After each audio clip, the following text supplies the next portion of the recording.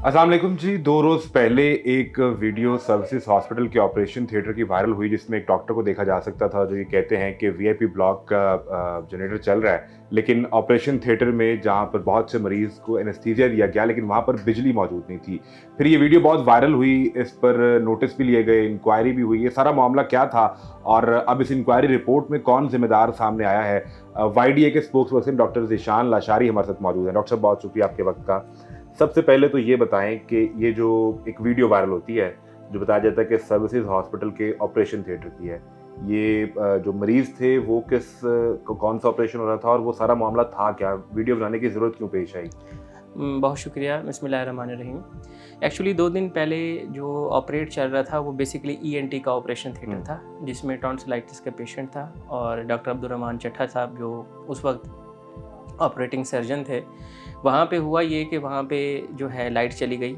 Then उन्होंने 15 minute 20 minute इंतज़ार किया, आधा घंटा इंतज़ार किया। जब आधे घंटे से ज़्यादा का टाइम हुआ तो उन्होंने मुनासिब समझा कि मैं अपने इस मैसेज को जो है वो अरबाब इख्तियार तक पहुँचाऊँ। उसकी वजह सबसे पहले बेसिक जो रीज़न थी वो पेशेंट केयर थी, क्योंकि उस वक्त पेशेंट सफ़र कर रहे थे। आपको मालूम है जिस तरीके से जब एक ऑपरेट होता है तो जनरल एनेस्थीसिया दिया जाता है, जिसमें पेशेंट जो है समझें कि वो बेहोश होता है। तो उसके लिए ऑपरेशंस मशीन्स काम कर रही होती हैं, जिनके लिए बिजली इलेक्ट्रिसिटी की बहुत ज़रूरत होती है। और वैसे भी ऑपरेट के लिए बिजली का मॉनिटर साथ चल रहे होते हैं, तो उनके लिए ऑपरेटिंग के लिए उनको ज़रूरी होता है कि ये मशीन्स जो हैं वो चलें। लाइट नहीं थी। जब देखा गया तो मालूम ये पड़ा कि वहाँ पे ऑयली जो है वो फिनिश हो गया, फ्यूल नहीं था। ठीक है। जबकि जो वीआईपी ब्लॉक था, जो कि बिल्कुल नीचे ही मौजूद है, जिसको हमारे वीआईपी प्रोटोकॉल्स के लिए सीएम पीएम इन लोगों के लिए जो है वो बनाया गया था पिछले दौर में, तो वहाँ पे जनरेटर चल रहा था। तो ये बेसिकली हेल्थ फैसिलिटीज़ का अनइक्वल और ये इनजस्टिस एक सिस्टम था कि उस पेशेंट को जिनके लिए ज़िंदगी मौत का सवाल होता है, वो नमी बेहोश होते हैं, उनको फिर ऑपरेट करने के बाद वापस ज़िंदगी की तरफ लाया जाता है। तो उस वक्त वो बेसिक जो थी वो जो एक इक्विपमेंट थे वो काम नहीं कर रहे थे। अच्छा, ये बताएं कि आपने कहा कि ऑपरेशन जो पेशेंट थे उन्हें जनरल एनेस्थीसिया दिया गया था और लगभग आधे घंटे का वक्त गुजर चुका था जब ऑपरेशन रोकना पड़ा बिजली ना होने की वजह से।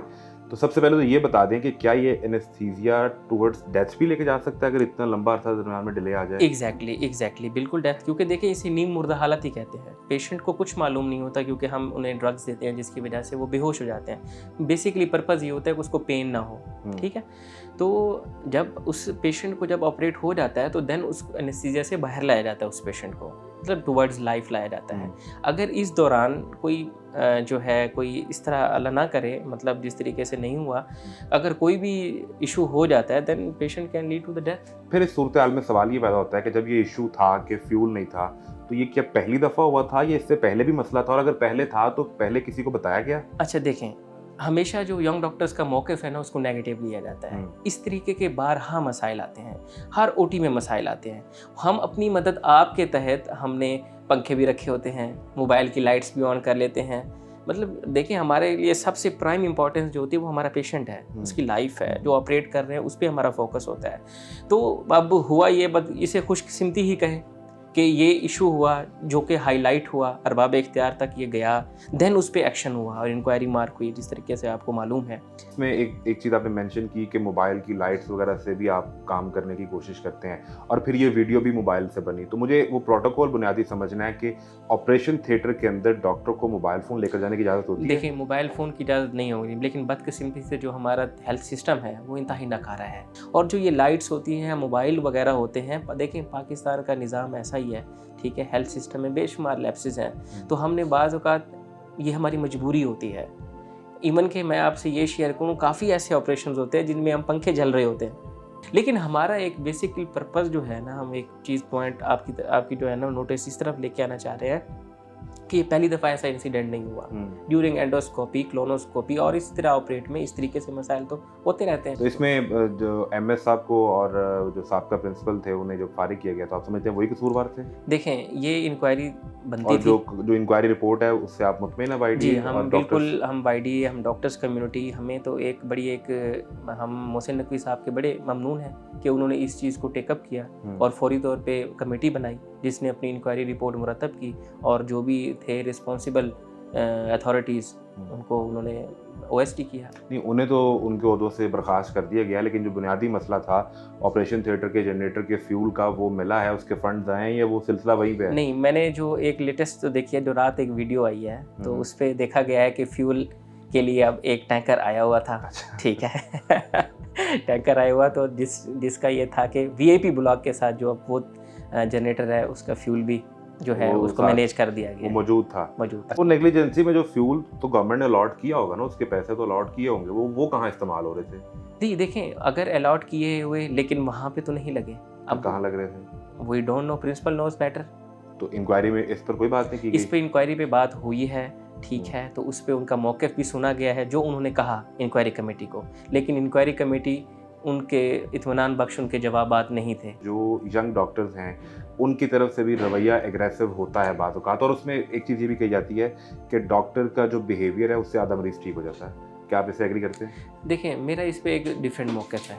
इस पे मेरा डिफरेंट मौक़िफ़ इस लिहाज से है, देखें, बाहर के सिस्टम को अगर आप देखेंगे ना, तो बाहर में कितनी 3 से 4 पेशेंट होंगे, डॉक्टर ने देखने होंगे, प्रॉपरली उनको टाइम मिलेगा, प्रॉपरली उसकी ट्रीटमेंट होगी। लेकिन यहाँ क्या होता है, आप हमारा OP रजिस्टर तो देख लें, 2,000 3,000 पेशेंट सिर्फ 8 आवर्स के टाइम पीरियड में जो है वो चेक हो रहे होते हैं। मुझे ये बताएं कि एक डॉक्टर के लिए इतनी ज़्यादा पेशेंट को टैकल करना, उससे प्रॉपर टाइम देना, इज इट पॉसिबल? ये लॉजिकली भी पॉसिबल नहीं है, ह्यूमनली पॉसिबल नहीं है। डॉक्टर्स बैठे होंगे 4, पेशेंट होंगे 2,000, मुझे बताएं, देन डॉक्टर्स का ये रवैया आना ही है।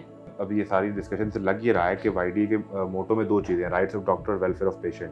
तो सारा काम राइट्स ऑफ डॉक्टर पे हो रहा है, वेलफेयर ऑफ पेशेंट शायद उस कहीं पीछे रह गया। नहीं, ऐसा नहीं है। देखें, हमारा एक बहुत ही दरीना मुतालबा था कि 1 बेड 1 पेशेंट पॉलिसी, जिसको सबसे पहले YDA ने नारा लगाया, 2015 और 16 में नारा लगाया। वो स्टिल हमारी डिमांड है कि आप हॉस्पिटल्स की तादाद को बढ़ाएं, सिर्फ लाहौर के अंदर हॉस्पिटल ना बढ़ाएं, आप साउथ पंजाब में बनाएं, नए अस्पताल बनाएं। देखें, साउथ पंजाब में आप देखें, क्योंकि YDA एक जमात है पूरे पाकिस्तान के डॉक्टर्स की, तो साउथ में सिर्फ 300 हॉस्पिटल हैं, 4 हॉस्पिटल्स हैं जो बड़े टर्शरी केयर हॉस्पिटल हैं। निश्तर हो गया, बहावलपुर विक्टोरिया हो गया, शेख ज़ायद हो गया, इसके अलावा तो कोई बड़ा अस्पताल नहीं है। तो उन एरियाज़ को भी कवर करने के लिए नए अस्पताल बनाने चाहिए।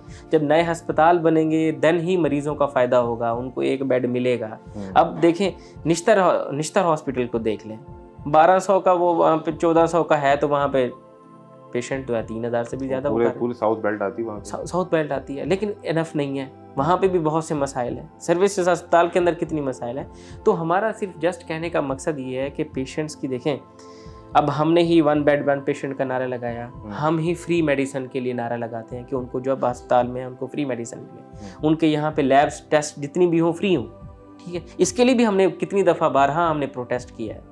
और आप वो जो आपने बजट की भी बात की थी, जो एक हेल्थ कार्ड लास्ट गवर्नमेंट ने इशू किया था, उसे कैसे देखते हैं कि वो बेहतर इकदाम था या नहीं? हेल्थ कार्ड से बहुत से गरीब पेशेंट का बहुत फ़ायदा हुआ है, लेकिन उसके साथ साथ जो हमारे टर्शरी केयर हॉस्पिटल है ना, उन पे फोकस नहीं किया गया, जो कि एक बहुत बड़ा एक ड्रॉबैक था। आप हेल्थ कार्ड पे लगाते, उससे बहुत से गरीबों का बड़े अच्छे हॉस्पिटल में इलाज हुआ है, दिल के ऑपरेशंस हो गए, दिमाग की सर्जरीज हो गई, ठीक है, तो बड़ा फ़ायदा हुआ है उनको। लेकिन उनके साथ साथ पिछली गवर्नमेंट ने सरकारी अस्पताल पे फोकस नहीं किया, जो उनको बजट यहाँ को अपग्रेड करने के लिए लगाना चाहिए था। उन्होंने नारे तो लगाए, अब मैं बताता हूँ आपको, राजनपुर में अब उन्होंने कहा जी मदर एंड चाइल्ड हॉस्पिटल बनेगा, लेकिन अभी तक नहीं बना, अभी तक उसकी ज़मीन मुख्तस नहीं हुई, लेकिन नारा लगाया गया, सिर्फ जस्ट मियांवाली में ही बना। तो ये इशूज़ हैं।